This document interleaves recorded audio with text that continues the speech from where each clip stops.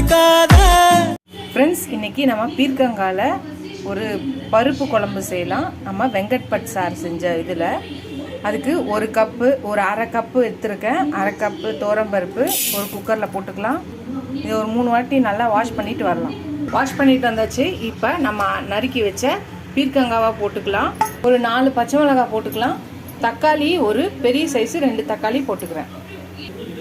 அரை ஸ்பூனு மஞ்சள்தூள் போட்டுக்கலாம். இதுக்கு தேவையான அளவு உப்பு போட்டுக்கலாம். சின்ன லெமன் சைஸ் புளியை கரைச்சி வச்சுருக்கேன், அதை நம்ம ஊற்றிக்கலாம். ஒரு 2.5 கிளாஸ் தண்ணி ஊற்றிக்கலாம்.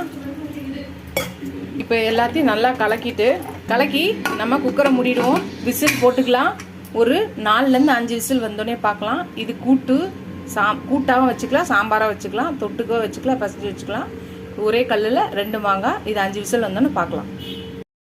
ஃப்ரெண்ட்ஸ், நம்ம குக்கர் ஓப்பன் பண்ணியாச்சு. நம்மளோட பீர்க்கங்காய் பருப்பு எல்லாம் நல்லா வெந்துருச்சு. இது நம்ம சாம்பார் டைப்லேயே இருக்கும். கூட்டாகவும் எடுத்துக்கலாம், நம்ம எப்படி வேணாலும் எடுத்துக்கலாம். அதுக்கு ஒரு தாளிப்பு கொடுத்துடலாம். கடாயில் எண்ணெய் ஊற்றியாச்சு.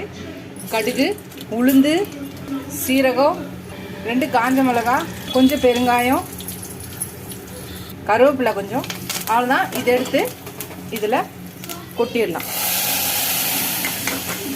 அவ்வளோதான் ஃப்ரெண்ட்ஸ், நம்மளோட பீர்க்கங்காய் பருப்பு குழம்பு ரெடி ஆகிடுச்சு. நீங்களும் ட்ரை பண்ணி பாருங்கள். ட்ரை பண்ணி பார்த்துட்டு எப்படி இருக்குன்னு சொல்லுங்கள். ரொம்ப ஈஸியாகவும் சிம்பிளாகவும் ஹெல்த்தியானதும். இது நீர்க்காய்.